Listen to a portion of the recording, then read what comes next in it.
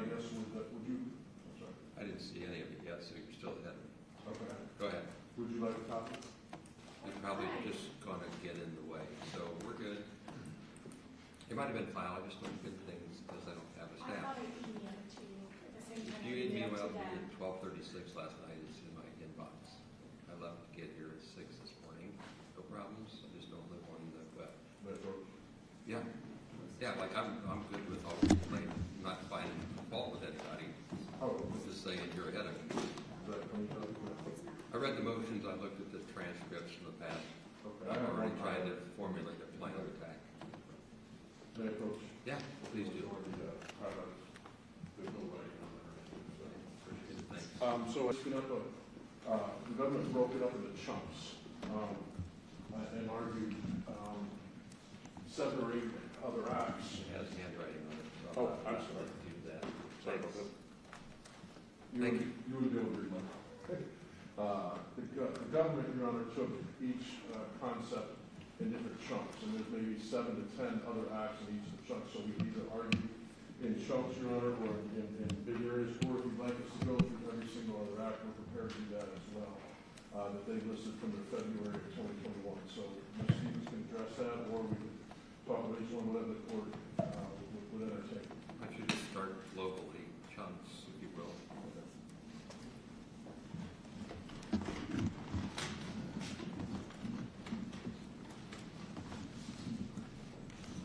Thank you very much, Your Honor. May I proceed? You sure can. May it please the court. Firstly, Your Honor, the state of Ohio's response relies on a Supreme Court case decided in 2020, State v. Hartman. And we would submit, Your Honor, that the Hartman case is absolutely instructional for this case because it held that that other act evidence was inadmissible. Evidence of the same character that we submit that the state is seeking to introduce with this other act evidence. In addressing, Your Honor, the state's first chunk of an argument, it uses identity. And it uses identity as an umbrella argument, stating that identity is an issue in this case. However, Your Honor, we would submit that just because identity is an issue in this case, it's not a license for a prosecutor to introduce any type of allegation going back in perpetuity against the defendant. And that's what we have here. The state of Ohio has evidence in the record contrary to modus operandi or the identity of the other act evidence in which it seeks to introduce. In the Hartman case, Your Honor, the Supreme Court held that similar act evidence is only relevant. Thank you, Your Honor. I apologize. In the Hartman case, the Supreme Court held that similar act evidence is relevant only if the jury can reasonably conclude that the act occurred and the defendant was the actor. In almost every other act that was listed in 2021, our client, Your Honor, Billy Wagner, was not the actor of the other act evidence that the state of Ohio seeks to introduce. And the state has evidence, Your Honor, evidence in the record that Billy was not there. Billy was not present for this conversation. Billy did not threaten. That Billy lived with his mother at the time that the state is seeking to introduce these other acts. Identity, Your Honor, as the court is aware, is a permissible purpose under 404B when there is a modus operandi, when there's evidence, indicia of modus operandi. We would submit, Your Honor, that none of the information, none of the other act evidence that the state has provided conforms with, shows that there's a modus operandi here. As the court's aware, modus operandi means literally a method of working. Evidence, Your Honor, that the defendant has committed uncharged crimes with the same peculiar modus tends to identify the defendant as a perpetrator of a crime, a fingerprint, or a signature, if you will. The court may have heard it as a strikingly similar doctrine. An example of such, Your Honor, of a modus operandi type for which another act can be admitted into a trial would be something like a fingerprint or a signature. A serial killer shaving the head of his or her victims after every killing. Taking trophies from every type of murder. That is the modus operandi, and that is the exception that the Supreme Court of Ohio contemplates. But the state argues that identity here is absolutely an issue, and that therefore modus operandi is an issue. We would submit, Your Honor, that modus operandi is not an modus operandi, Your Honor, comes from its connection with the current crime through shared characteristics that make the conduct unique to the perpetrator. Here, Your Honor, the accused perpetrator is Billy Wagner. There's no fingerprint, like of someone who is not our client, hacking a Facebook. And these are just examples, Your Honor, of the other acts evidence that the state is trying to introduce for Mr. Wagner's trial. There's nothing modus operandi about any of the evidence that the state seeks to admit. As far as common scheme evidence, Your Honor, the Hartman case is also instructive on how this court should rule. Other acts that are admissible for a plan or common scheme must be so inextricably linked, and the other acts must be of the nature that they are carried out in furtherance of the same overall plan. Evidence of a common plan design refers to a larger criminal scheme, of which the crime charged is only a portion. That's what the Hartman case held. The Bill of Particulars, Your Honor, informs we as the defense that the charges we have to defend against, specifically the engaging in corrupt activity charge, stems from January 1st of 2016 until November of 2018. The engaging in a pattern, that conduct that is specifically mentioned in the Bill of Particulars, does not encompass date ranges for things such as citing gas, for things such as Jake's controlling nature of Hannah. It starts on January 1st of 2016, when Sophia was in the womb, but rather Sophia was 2 years old in 2016. And so as such, there is no evidence of any type of common plan or scheme that the state seeks to introduce with this other act evidence. Your Honor, we would submit that as far as the state goes with Tabitha and Elizabeth Wagner, we would submit that those same arguments stand with respect to modus operandi. With respect to the various other acts that the state argues concerning the Wagners, the state tries to argue the definition of relevancy for proving criminal enterprise or conspiracy in its response. Yet, Your Honor, criminal enterprise, consciousness of guilt are no exceptions to 404B. The court has a blueprint for how to analyze each and every one of these other acts. First is it relevant? Second is, does it tend to show propensity? Third is there an exception, a non-propensity exception purpose? And fourth, Your Honor, it's subject to a 403 analysis, whether or not the probative value outweighs the beneficial effects that hearing these other acts could potentially have on a jury. We would submit, Your Honor, that every single act that the state of Ohio are not relevant, they don't meet an exception, and furthermore, when the court performs a balancing test under 403, they're more prejudicial than probative.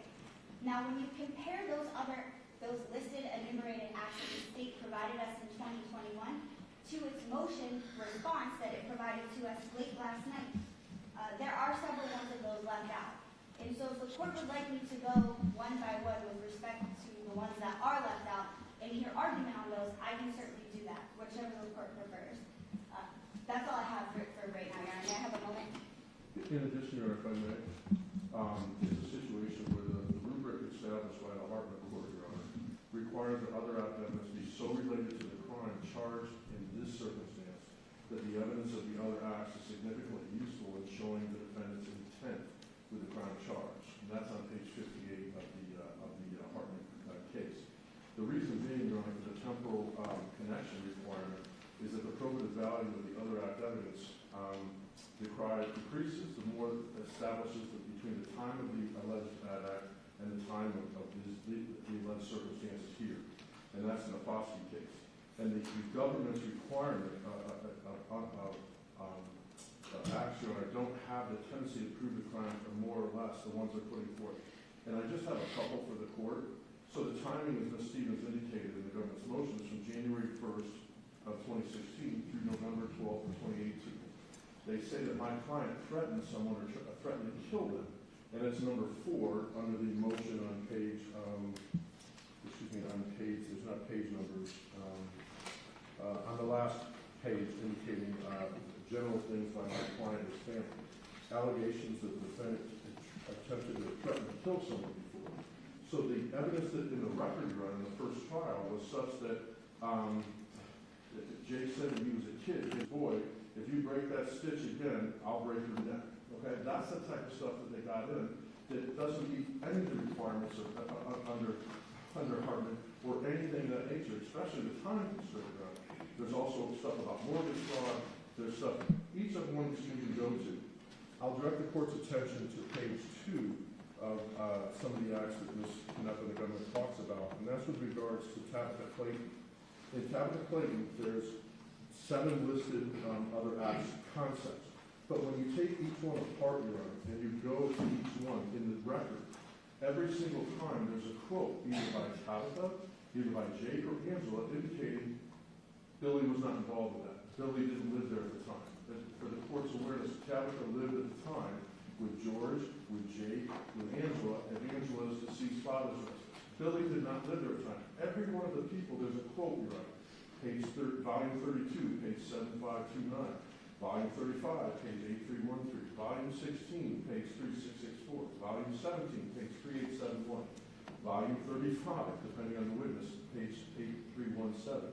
All of those, Your Honor, volume 46, page 11089, all of them specifically say about this concept, he didn't live there. He wasn't involved. He didn't have conversations with her. So to impute this to Billy, Your Honor, these are the types of things that when you get to the specifics, it just doesn't make a lot of sense and it doesn't comply with the analysis that the court has to go through.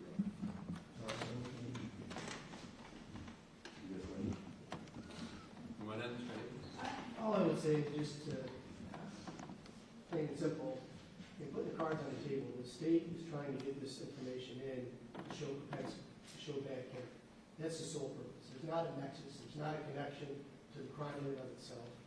You know, that was the basis, although even reading through the first transcript, there was a lot of other act evidence that wasn't objected to. But it is a basis of that deal in the first trial as well, and the assignment of error, that other act evidence wasn't out in.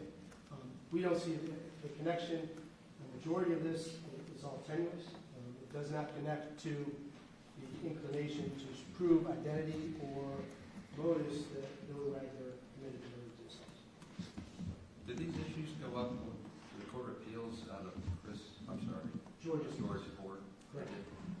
Was there a decision? I don't believe there was a decision. I can't speak Still definitively. pending. I don't believe there was a decision. Thanks. Unless Neil will look for it. Your turn, Mr. Knapp. Go ahead. Thank you, Your Honor.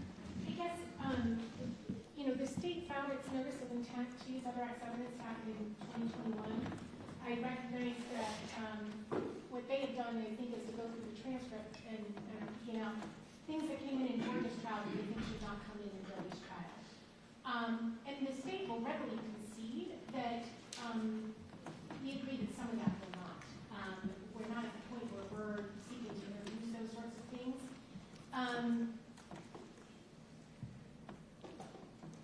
Lost my train of thought, sorry. But we're saying things like Billy didn't live there at the time when Tabitha was there. That's not true.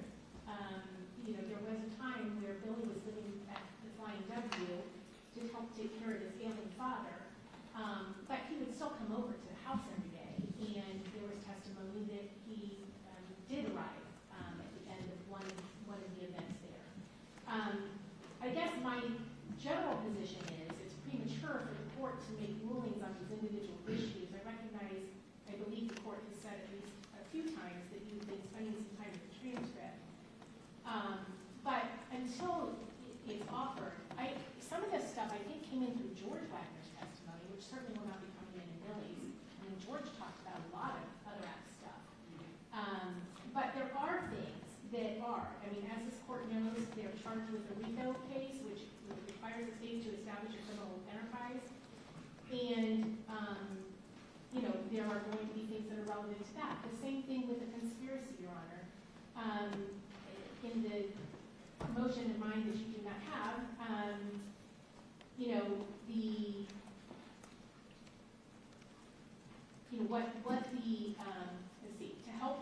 so in other words, because conspiracy requires a meeting of co-conspirator minds on a common criminal objective, other act evidence indicating a co-conspirator state of mind may well be relevant to explain how a criminal enterprise developed, to help the jury understand the basis for the co-conspirator's relationship of mutual trust, or to complete the story of the charge, tumultuous relationship between Anna and Jake and their their obsession with Hannah and Jake's child were the primary motive in the aggravated murder. So again, some of this stuff too, you know, that I, in the notice of intent to use other acts of evidence, really doesn't even other acts of evidence. I just threw it in there out of an abundance of caution.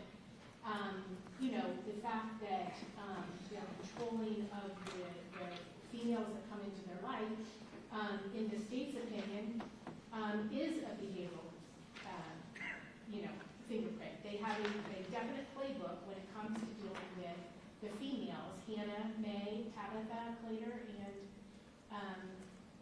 Beth Ann Wagner. You know, and that playbook gets repeated over, and ultimately culminated in the death of 8 people. Because it was when Hannah May said, "I will not sign custody papers ever, they'll have to kill me first," that the wheels got set in motion. That was December of 2015, and by April of 2016, Hannah May and 7 members of her family were dead. As a result of that resistance to control that the Wagner family exerts. So, you know, I guess, you know, the modus operandi, you know, with some of the arsons and stuff like that, I know the state argued this in Georgia's trial. It's the same thing. They plot, they have a plan, everybody has their role in the process. After the crime has been committed, they work to cover it up and come up with a story, you know, to put out to the masses or to the law enforcement should they come around. So, you know, that is exactly what we see going on here. And again, that kind of goes back to that criminal enterprise. They're constantly committing crimes for financial gain or other purposes. In this case, you know, to establish control of this child that was no longer in their 100% control. So again, Your Honor, I think it's hard because at this point we've not sought to introduce anything. I don't think that everything that came in, you know, in George's case, I mean, the poaching deer or the actually the one thing that Mr. Collins just mentioned, the pointing a gun at somebody. We never put that in George's trial. In fact, I would say that number 3, instance of defendant threatening Angela Wagner with a gun. Number 4, this is under, in the notice of intent to use other acts of evidence, with kind of the general catch-all thing that I have at the end of that. Allegations that defendant has plotted, threatened to kill others before. We did not bring that into evidence. I would not seek to introduce that. Defendant's involvement in transporting drugs and engaging in drug trafficking. We know that the story of the night, you know, at least according to Jake's testimony, was that, you know, they were meeting Chris to do a drug deal or to firm up plans for a drug deal. We think that that was a fictitious drug deal, but that Chris Roden believed was a real, you know, so there are some of those fringes, but again, at this point, we are not, you know, seeking to admit all of these things that are listed here. But the ones that we would be seeking to dismiss, Your Honor, again, specifically relating around, and I would also say that it's certainly relevant, because again, that was their motive. It also goes to their motive, which is another permissible use of other acts of evidence. And they freely admit that that was. I mean, it's proof of motive, opportunity, intent, preparation plan. That the controlling of Hannah May was their motive when they found out that she was going to resist that. So, you know, some of this stuff is extremely relevant and goes to making it more probable than not. And I would also say it is not so inflammatory or prejudicial. It's not like I'm saying, oh, he killed somebody else, or he did this, or he did something really horrible. But they would be like, oh, well, he did that, and he did this, which is the concern with impermissible or acts of evidence. You know, that's the propensity stuff. It's not what the state is seeking in this case. First of all, some of it is just to tell the story, and I have that quote, and I don't know what it is. But, you know,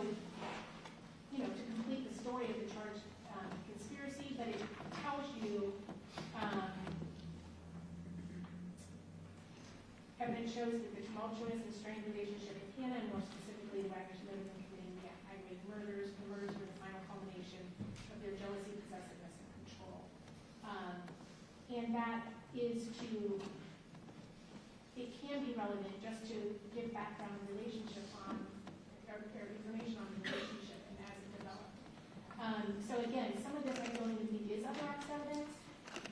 Some of the more specifics, he's saying, well, Billy wasn't there, or this or that. I would agree in some of those instances that would not be permissible. But again, there are times where, I mean, they all conspired to commit these murders. They all were doing separate acts.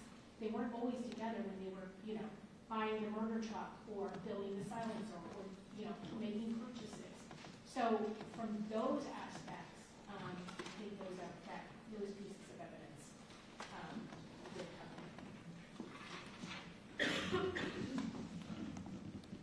Mr. Bryan? Listen, Ron, if I might go ahead, say your name, forward, since I came all the way down here to Pike County today and sat in the corner this morning. I'd just like to say, I think the one word, and I'm not sure we used it, premature, I think, is a guidepost here.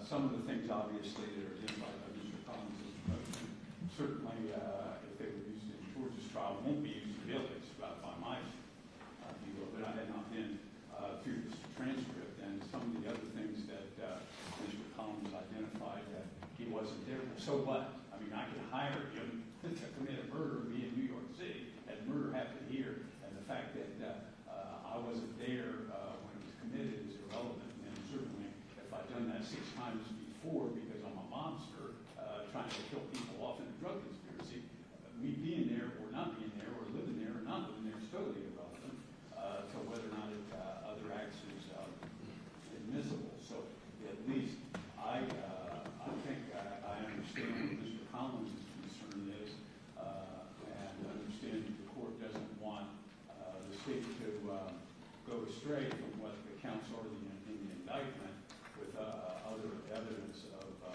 acts. But the Facebook, for example, surveillance that might constitute telecommunications fraud is a county indictment. That's not another act. So that clearly would be admissible.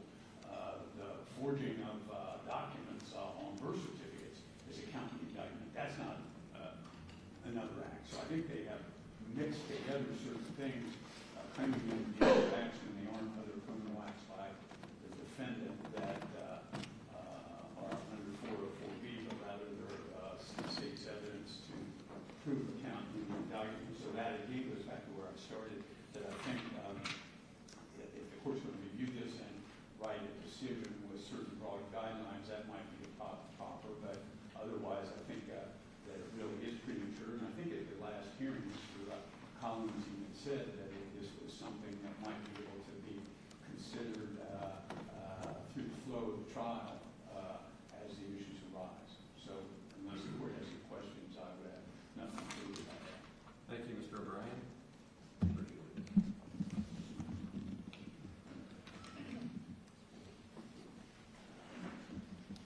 So I articulated my reasons for saying that the death penalty specification should be dismissed. Number one on the list was listening to lawyers seemed to make that an easy no-brainer, and then I found out that listening to lawyers isn't always advisable. Or when we do so at our own risk. So that was the beginning of a cascade downward into the Court of Appeals, which is fine. I appreciate the fact that they can help guide the trials along the way. But Mr. Knapp, I thought that that was like without enough notice. So if you want to have a record, you're welcome to caution me about not believing what lawyers tell me. So you want to straighten me up. I set the death penalty aside because I heard for months, Mr. O'Brien, that the lawyers, you were here, would actually, 100%, yeah, I appreciated the fact that you were willing to encourage me to delay and give you some more time, and maybe that's still appropriate, but I did grab a hold of the fact that she thought she didn't have adequate time to argue, so I gave like the obligatory 10 points, literally 11 points, about why that seemed to be necessary and appropriate, and if she didn't get enough chance to answer all those points, I'm going to revisit that just so like I can make sure she can have call here, and the court reporter's got fresh fingers, she can write down whatever Ms. Canepa would like to do to set me straight. Well, I'm at least only acted in like reliance on lawyers, not hoping to embroil the Court of Appeals in what I already called invited error, but that's at a different level. So scold me for listening to you, actually. Well, at least, Judge, I think my view is that since the notice of appeal was filed, that the state would not be able to add or supplement the record, the court would not be able to do so either. But my notice went on before yours that I was going to reconsider, so you don't maybe have a final order. I can still hear this, I don't have to act on it, but in fairness to you, I'm not going to interfere with the Court of Appeals. I said to you all, I wouldn't interfere with the appeal, but I would keep this trial moving. I didn't cancel any dates. We got a lot of work to do, so while the Court of Appeals is doing its job, I can still have the second track, but if I went afoul, then we still have time to fix me. So, fix me. Well, at least, Judge, I think that it's proper for the court to hear this motion under 404B to eliminate today, because that doesn't involve the issue that's in front of the Court of Appeals. But at least my view is that since the issue on whether a death spec should have been dismissed under those circumstances at the time is in front of the Court of Appeals, that we would not have jurisdiction or ability to supplement the record, argue the record, that the court make other findings or defense present something further. So at least with that view, I don't think the state would have anything further to present. So like my understanding is I can't act in contravention of the notice of appeal. But hearing argument, taken under advisement, is not an act. This is how I see the law. Like I wanted you to have the opportunity to make your record so we don't have to schedule another hearing and waste more time, have further delay. So I won't act on this. I will just hear this, take it under advisement, let the Court of Appeals give me further guidance. Like I expect lawyers to be doing 5 different tracks of work simultaneously, not one thing at a time, followed by one thing at another time. Otherwise, we don't get anywhere. So like I run 4 different railroads going the same direction.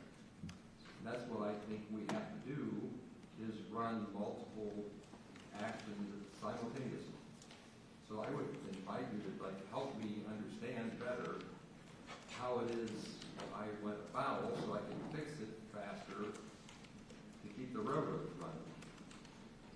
And if you don't want to argue, Well, Judge, I think the only thing that you could do is set aside your dismissal of the death specs, and that would interfere with the jurisdiction of the Court of Appeals. if I did that in advance of their decision, maybe, because it's not contrary. In essence, I'm giving you trial level. I wouldn't do that. I told them I'm not going to do that.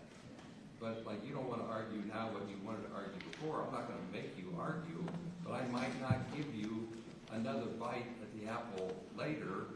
I might call this a waiver if you don't want to give me the argument today. I'm not saying what I'm going to do.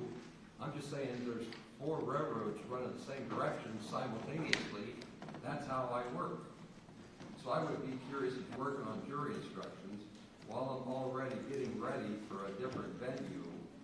There's more than 4 railroads running one direction in my mind. And if everybody's used to doing one at a time, shame on you. Because we can't. Nothing personal. But I run into a lot of lawyers who can do one thing at a time before they do the next one thing at a time. And that's why they're slow. And that's why I can't do that, because like I'm here to get this case done properly, timely. So I want to run like multiple railroads.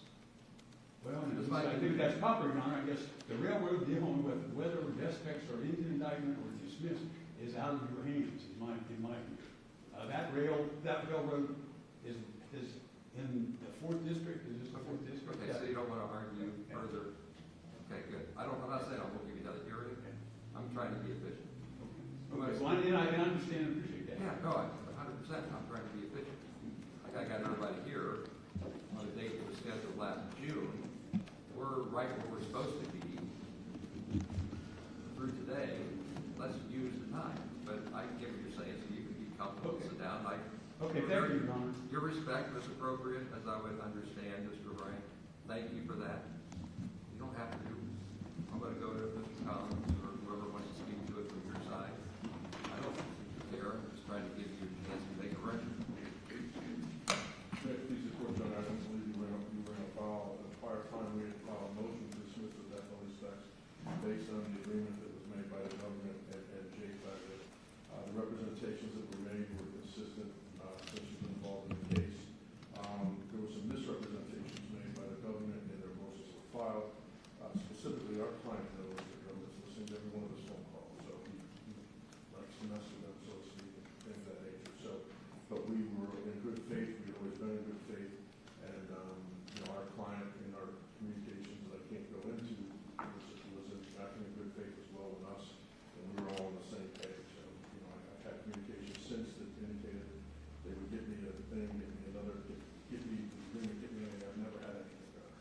It's just been shut down since that day of the hearing. So we believe that we don't have a lot to argue, Mr. Hayes. The only issue that I have is when the state responded, after they reportedly listened to some of Billy Wagner's phone calls, which we never received, there was an insinuation that we were always acting in bad faith. And that's absolutely false, and we take issue with that. Without getting into communications with Mr. Wagner, we acted in good faith. We were proceeding in good faith. We had an intention to go forward with a trial in the state with the death penalty specifications off the table. It, in essence, deprives us, we believe, of due process to try this as a capital case. Halfway through the trial, then remove the death strikes. So we were in agreement to do that. It was our intention to have that completed before that court date. So at no point in time was there any bad faith under the fence, and that's what I take. Thank you very much. Your Honor, if I may, Yeah, go ahead. certainly, since my involvement in this case, which started as a court nurse on November 20th, I've known Mr. Collins and Mr. Hayes and Ms. Stevens for many years, and I've never known them to act in bad faith. So I don't think the state was suggesting they were acting in bad faith. I think the state was suggesting that apart from them acting in good faith, their client at least would say on jail phone calls that he was not going to enter into any such agreement. Thank you for that professional statement, Mr. Brown. For benefit of the record, I didn't know that the victims' counsel was here and the victims are here, so they got the notice, just for benefit of the record. So I'll acknowledge that the other act's decision is likely to be couched in terms of an in limine, as it should be, advisory opinion. For everybody in the back of the room that don't speak, lawyers speak. We're trying to decide in advance what's relevant evidence. But the reality of it is you don't make that decision until you get to the courtroom and have the full context. So when they ask me to do something at this stage with admissible evidence, it's only my best guess. And we all acknowledge it's my best guess based upon the law and the application. So that's what we're trying to sort out. It has a lot to do with the nature of the charges, has a lot to do with the scope of the indictment, but it's going to be advisory. It does help because, frankly, we've got to make sure we're efficient when we try the case. There's no sense bringing in a witness from someplace, everything they want to say is not coming in. So I'm pretty much a harper on make the railroads run multiple times very efficient. So I'll give you that decision in limine if that can help you understand the scope of the trial. Mayor, Go ahead. please support with regards to, would you want a written response to the governor's motion from us? Would that help, or you think you have enough to? You have to call that, because I can never tell you what not to call. I always appreciate the help until it's not. We'll try to do something. So whatever, I haven't seen what it is, I don't know what I need. But when people ask me if I should file something, the answer always is, I don't control the document, you do. So I'll let you use your judgment, because I don't know what it says, and I'm always interested in being better educated. Is it 10 days okay for time to respond? Are you going to do the work for somebody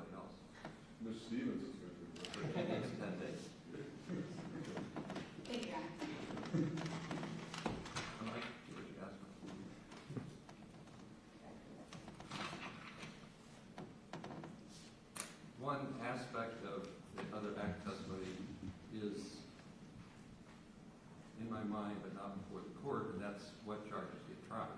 And I don't want an answer from the defense about whether there's a severance motion coming. I'm not asking for anything. But like if I issue an in-limit decision, looking at the indictment, and I get a different motion later on under Rule 15 and 17, wherever they are, then the whole apple cart goes up in the air. I don't know the answer. I'm just saying anything I give you is always going to be subject to wherever we are at the moment. Good luck to me. When we get a decision from the Court of Appeals, whatever it might be, I don't expect to give you the luxury of a lot of time. With all due respect to any other judge whose document was committed to you, I'm more than happy to call and say, here's my problem, which just was made yours. That's not a commitment to anything other than short term, whatever short means. Would the court have any indication of what short means? Only for, I can't speak for Mr. Hayes, Mr. Hansted, or Mr. O'Brien, Mr. Neville, but I know I have I know the month of March, and the federal month of March is a police shooting. Entire month of May is a police shooting. Entire month of July is a police shooting. I'd be happy to go in between, but any help the court may give, those individuals are out and not in custody, so any help the court may be able to give to take up some of that time. As long as we get your help, we'll do whatever the court asks for. Anything I do is going to make everybody else's life uncomfortable. Thank you for the offer. I know it gets both ways, 100%. I'm going to call any judge and scream at you and use my best manners to explain my problem. But that's not resolving the problem. I'm just saying we have to understand that busy lawyers have multiple commitments and schedules flex the whole time. But short is all I can say, and I don't know the answer to that. I mean, it's not, I don't have that consideration. I have jury commissioners, I have deniers. Like, I'm way out ahead of you because you don't have to be out there. But I do. Thank you for submitting your proposed. I'm not going to give you a chance to argue with you. I'm just going to do what I got to do to get the progress. Everything that happens in the room isn't everything that happens. I proved your fees today. Further proof that everything that happens in the courtroom is not everything that happens. It's both sides of the room. It's 100%. Everything you have to do has to get done outside the courtroom also. So you're probably running more than one room side. I'm totally running. And I don't have one case. You don't have one case. We all have to run. Anybody need the record for anything else? Ms. Canepa. Yes, Your Honor. I don't know if the court, given none of us knows how the Court of Appeals is going to rule, or if somebody's going to appeal that decision. Obviously none of us knows what's going to happen. But I know the concern was mitigation had been stalled out. I don't know if I know the courts, defense attorneys are allowed to talk to the court ex parte about fees for experts or whatever. I don't know how much they got done. This case was indicted in 2018. I don't know how much they got done before Jake. What's there to mitigate? Well, that's not for me to decide. That would be for a jury to decide if it proceeds. It's 100% for you to decide because you're the one telling me we're not going to need mitigation. So either you intend to keep the death penalty all the way through, or you intend to remove the death penalty mid-trial. So now if you're saying it's definitely not negotiable, I want to know if it's not negotiable. Oh, no, I'm not saying that at all, Your Honor. Okay, So there won't be a need for mitigation if there's no death penalty. as long as Jake testifies, right? That's the condition. I just like George's trial, I agreed to dismiss, his defendant's agreement says that I will dismiss the suspects if he testifies. If he doesn't, then I would not. So that's not that's always been the case. That's never been different. Talk to all those people out there that don't read social media, but like every time I get more information about the done deal dismissal withdrawal, it helps me understand understand the validity of the statements that we're not going to be doing this. Like every time you come in and tell me more about ethical problems, ineffective assistant counsel, and now here's the terms of the agreement, I better understand how you were all too optimistic in your assurances that we weren't going to be there. So I'm not going to, I get your problem. I'm not going to have that answer. I would consider that a strategy. So thanks, you have a different time. Yes. Go. I would like to amend the bill of particulars. The count 6, 7, 8, and 13 should say Scioto County. It's in the transcript that they were provided, and I provided the transcript 2023 sometime. But when, the court asked for the bill of particulars, and I was looking through it myself and the other act stuff, it's possible I've done that already, but I don't know that I have done that. So I would move to amend the bill of particulars. How are you going to handle that?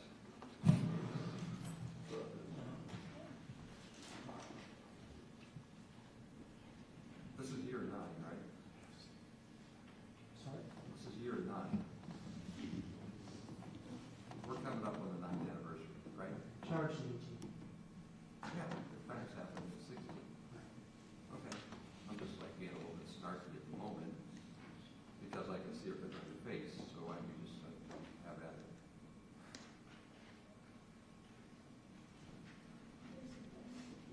The indictment's in 2018. I understand the bill. Well, The bill. what I was going to say is that the lead-in language to the indictment says that within or the body of Pike County or some manner enumerated in 290112 of the Ohio Revised Code where the proper venue is placed in County of Pike on their oaths in the name and by the authority city. So here's, Like, how do you want to handle the request for that? You want it in writing and then you get a response in writing?